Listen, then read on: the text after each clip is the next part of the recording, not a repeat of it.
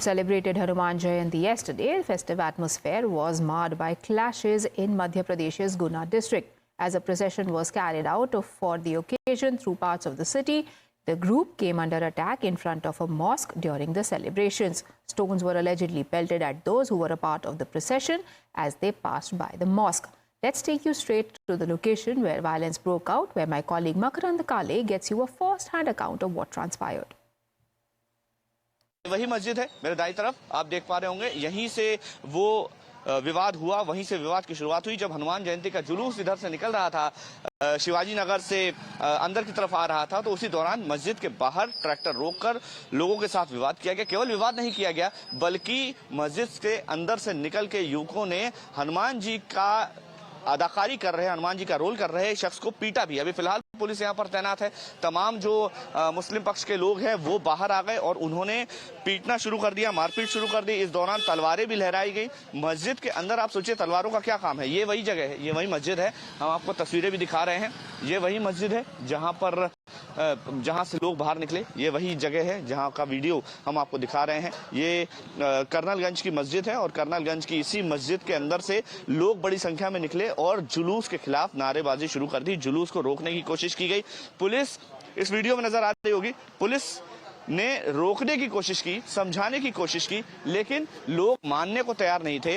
Belt निकालकर लहराई गई, लोगों के साथ मारपीट करनी शुरू कर दी गई। झंडे का अपमान किया गया, भगवा झंडे को नीचे गिराया गया। हनुमान जी बनकर चल रहे शख्स के साथ मारपीट की गई, उसे बेल्ट से पीटा। इसके अलावा तलवार लहराई। हालांकि कुछ लोगों ने रोकने की भी कोशिश की, लेकिन उपद्रवी मानने के लिए तैयार नहीं थे। और उसके बाद की तस्वीरें हमने देखी कि यहाँ से पूरे पत्थर उठाकर जुलूस के ऊपर फेंकने शुरू कर दिए। Now, the cops have swiftly stepped in to maintain law and order. 9 accused, including the main suspect, have already been arrested. कल शाम को लगभग 7:30 बजे की घटना है। दो पक्षों के बीच में आपसी तनाव हुआ था।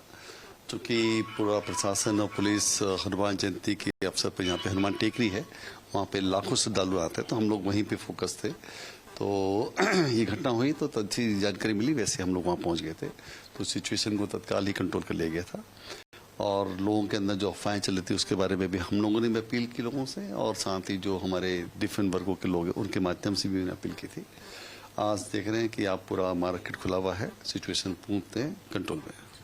जैसे ही मस्जिद के सामने आए वहाँ डीजे बज रहा था। डीजे बंद कराने की बात पर से दोनों पक्षों में विवाद हो गया और अचानक पथराव शुरू हो गया। 5 नामजद आरोपियों पर कार्रवाई की, FIR दर्ज की गई और अन्य 15-20 लोगों के उन्होंने होना बताया, जिसके आधार पर हम CCTV और अन्य वीडियो फुटेज वगैरह संग्रह करके उनका सर्च कर रहे हैं और जो भी उसमें आरोपी पाए जाएंगे उन पे विधिवत कार्रवाई की जाएगी। अभी तक हम लोगों ने 9 लोगों को गिरफ्तार कर चुके हैं और बाकी टीम और तलाश में लगी है। In the latest, a 10th person has now been arrested in this case. Amin Khan, he's the son of the main suspect, Vicky Khan, who had earlier been arrested by the police, is now in their custody. In fact, Amin Khan also has several criminal cases registered against him already.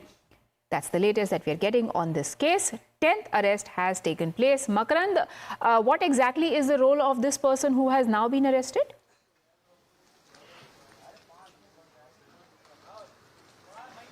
देखिए, अमीन जो है वो जो मुख्य आरोपी है विक्की खान, उसका बेटा है और उसको फिलहाल पुलिस ने गिरफ्तार कर लिया है। आज देर शाम को, थोड़ी देर पहले ही मैं कहूँगा कि उसको गिरफ्तार किया गया है। अब मैं आपको तस्वीरें दिखाता हूँ। मेरे पीछे देखिए हैवी डिप्लॉयमेंट आपको नजर आएगा। यहाँ पर तमाम जो पुलिस अधिकारी हैं अब फ्लैग मार्च कर रहे हैं बड़ी संख्या में यहाँ पर, चूंकि ये वही मस्जिद है जिसके सामने ये पूरा पथराव हुआ था। और अब सायरन बजाते हुए तमाम जो पुलिस की गाड़ियां हैं आपको नजर आ रही होंगी कि वो यहाँ पर सुरक्षा बरतना सबसे महत्वपूर्ण है। बहुत इंपॉर्टेंट है कि यहाँ पर लोगों के अंदर जो सिक्योरिटी का जो एक मेन लैक हो रहा है, यानी कि लोग सुरक्षा को लेकर जो परेशान हैं, उसका डर मन से खत्म करना है और इसीलिए बड़ी संख्या में यहाँ पर पुलिस डिप्लॉय की गई है। आप देखिए जो लोग हैं वो इस समय आपको नजर आ रहे होंगे तस्वीरों में, बड़ी तादाद में यहाँ पर पुलिस है। इसके अलावा ड्रोन से निगरानी की जा रही है। ये जो पूरी छतें हैं, अभी इस छत पर, यहाँ पर आपको मैं तस्वीरें दिखाऊंगा, ड्रोन के जरिए भी निगरानी की जा रही है और तस्वीरें हम लगातार दिखा रहे हैं। अभी थोड़ी देर पहले ही यहाँ पर बड़ी संख्या में पत्थर भी जब्त किए गए थे और इन पत्थरों को जब्त करके अभी पुलिस लेकर गई है। उन लोगों से पूछताछ भी की जाएगी जिनके घरों के ऊपर से ये पत्थर मिले हैं।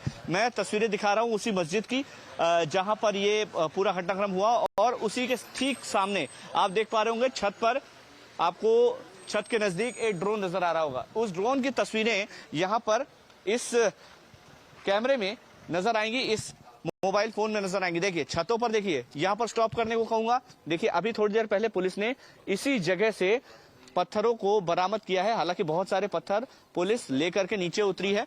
सवाल यही है कि जो घर के संचालक हैं उन्होंने कहा कि यहाँ पर दीवार बनी थी, लेकिन दीवार का कोई कंस्ट्रक्शन यहाँ पर नजर नहीं आया। तो जाहिर है कि अब पुलिस को आशंका है, ये शक है कि इसका इस्तेमाल, इन पत्थरों का इस्तेमाल जो है वो पत्थरबाजी के लिए किया गया हो सकता है और अब पुलिस इस बारे में पूछताछ कर रही है।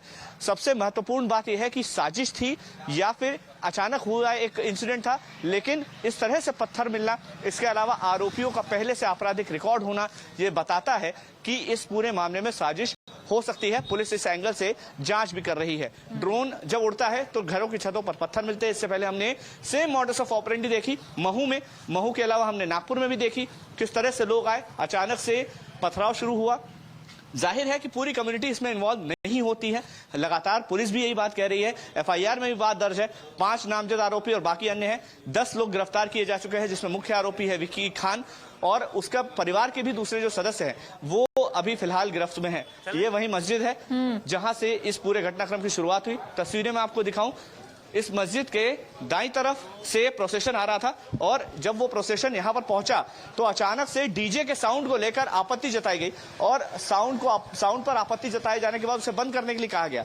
जो हिंदू पक्ष है उसका कहना है कि उन्होंने साउंड बंद भी कर दिया था, लेकिन उसके बावजूद अचानक से पीछे से पत्थर आने लगे। ये वही जगह है जहां से पत्थर इस ओर फेंके जाने लगे और पत्थर फेंकने के बाद यहाँ पर भगदड़ मची, लोग यहाँ से भागे दूसरी तरफ। हनुमान जी की वेशभूषा में जो शख्स था उसके साथ मारपीट की गई, उसे बेल्ट से मारा गया। उसके अलावा उसे भद्दी भद्दी गालियां दी गई। एफआईआर दर्ज हुई है, 10 लोग अभी फिलहाल गिरफ्तार किए जा चुके हैं। मकरन बने रहिए हमारे साथ, because to find out what exactly had transpired, Times Now spoke to members from both sides. Both the kinds of people that we spoke to said they were first-hand witnesses to these clashes.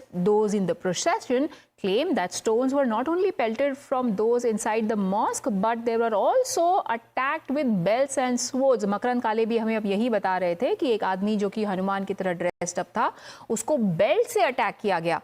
However, eyewitnesses who were inside the mosque at that point in time claimed that there were no stones or swords present in the mosque, and it was instead the people who were a part of the procession who had come armed. Listen in to both versions.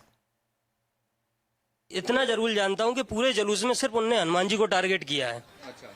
आप ये मान के चलिए, गुनाह हनुमान जी के नाम से जाना जाता है, टेकरी सरकार के नाम से, और उनपे ही लोग पथराव कर रहे हैं, उनको ही छोड़ रहे हैं। उनके पीछे मतलब लात मारी जा रही है, बेल्ट मारे जा रहे हैं, तलवारें लहराई जा रही हैं, उन्हें दौड़ाया जा रहा है। सर को आप सोचो कि सर रात में क्या दृश्य होगा जब हनुमान जी दौड़ लगा रहे हैं, रोड पे 8-10 लोग उनके पीछे पड़ रहे हैं पत्थर ले लेके।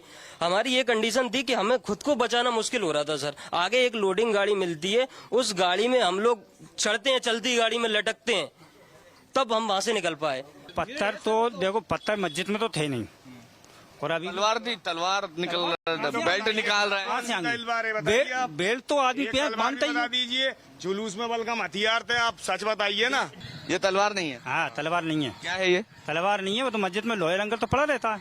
हाँ, मतलब बेसिकली हथियार के तौर में मैं, चलिए तलवार आप इनकार कर रहे हैं, मैं नहीं बोलता तलवार, मैं कह रहा हूँ लेकिन हमला करने के लिए तो अंदर से लोहे के एंगल और सारी चीजें लेकर निकले थे। तो इन लोगों ने करी है ना पहले, मतलब वहाँ धार्मिक नारे लगा रहे हैं, वो पत्थर रख के ला रहे हैं डीजो के नीचे, पहले से प्लानिंग करके आ रहे हैं लोग, तो वो फिर जवाबी कार्रवाई में तो कुछ करना ही पड़ेगा बचाव में।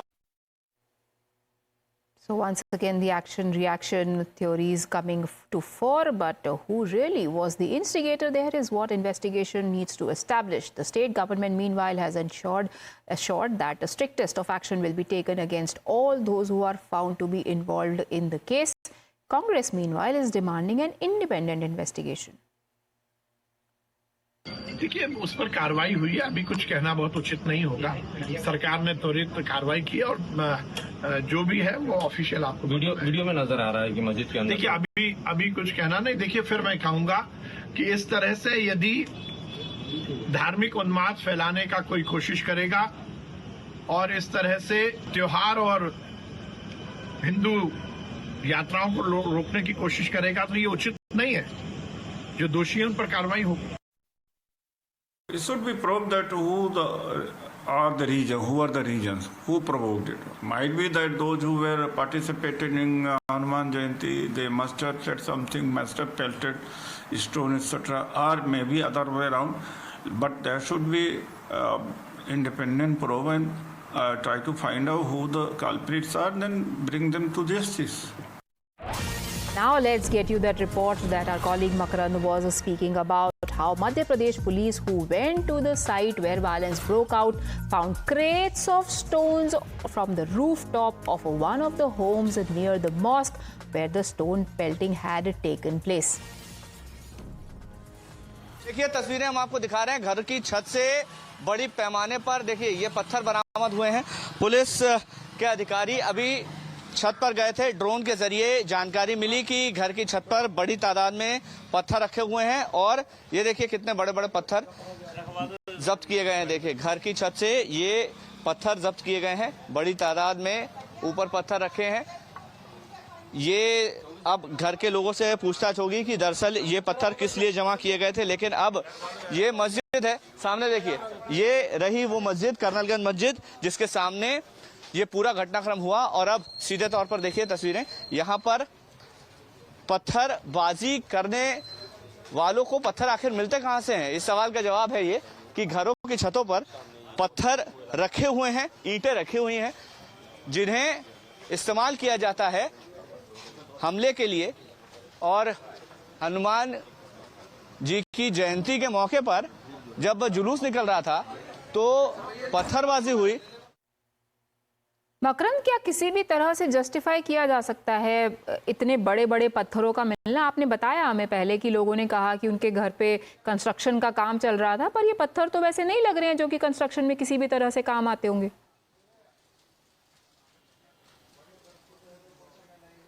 जी बिल्कुल ठीक बात है। अभी फिलहाल जो पूछताछ हुई उसमें कहा गया कि घर के ऊपर दीवार बन रही है, उसके कंस्ट्रक्शन के लिए पत्थर रखे हुए हैं। बहुत पुरानी ईंटें हैं, दीवार बने हुए कई साल हो चुके हैं, लेकिन पत्थर अभी बड़ी पैमाने पर संख्या में रखे हुए हैं। जाहिर है कि इनका इस्तेमाल आखिर किस लिए, क्या इस्तेमाल है उन पत्थरों का? वो पत्थर ऐसे है भी नहीं जिनसे दीवार का कंस्ट्रक्शन हो पाए। तो जाहिर है पुलिस को आशंका इसी बात की थी कि पत्थर घरों की छतों पर जमा किए जा रहे हैं और इसीलिए ड्रोन के जरिए हर घर के ऊपर ये देखा जा रहा था कि आखिर किस किस घर के ऊपर पत्थर हैं।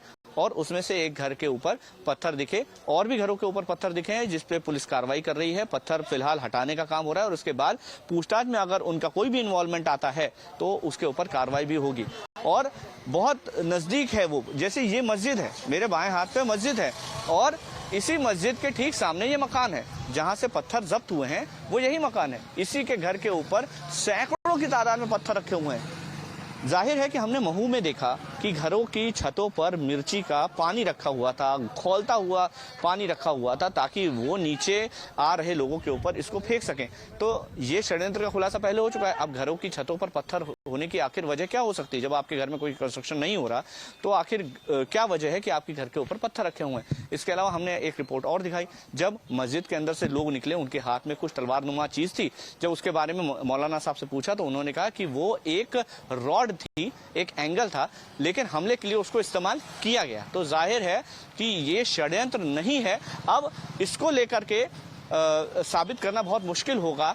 जो नमाज पढ़ने के बाद जो मस्जिद से निकल रहे थे लोग, उन्होंने इस तरह की जब घटनाक्रम देखे उन्होंने आरोप लगाया कि हिंदू पक्ष की तरफ से पत्थर आ रहे थे, लेकिन जो विजुअल्स हैं वो ये बताते हैं कि पत्थर मस्जिद के अंदर से और मस्जिद के बाहर लगातार चलाए गए। तो ऐसे में अब ये षड्यंत्र है या नहीं, इसका खुलासा तो पुलिस करेगी, लेकिन सबूत लगातार बता रहे हैं, तस्वीरें लगातार बता रही हैं कि ये सोची समझी एक साजिश के तहत किया जा रहा था पुलिस इस Okay. बात की जल्द ही तस्दीक कर देगी। हालांकि ये बात बिल्कुल सही है कि ये पूरी कम्युनिटी का मसला नहीं है, कम्युनिटी के अंदर मौजूद वो Absolutely. असामाजिक तत्व जो इस तरह से शांति व्यवस्था को खराब करना चाहते हैं, ये उन्हीं का In काम है। fact, it is people like these troublemakers who do a disservice to the entire community. They generally live in peace and harmony, and eventually, if God forbid there is an adverse fallout, it is they who lose their property, they lose their livelihoods, only paying price for what these few selective troublemakers choose to do. In this case, police is yet to conclusively establish who is the instigator, who was the victim. But as Makarand was telling us, so far the evidence clearly points towards only one side. Thank you, Makarand, for joining us with those details. Time for us to take a very quick break.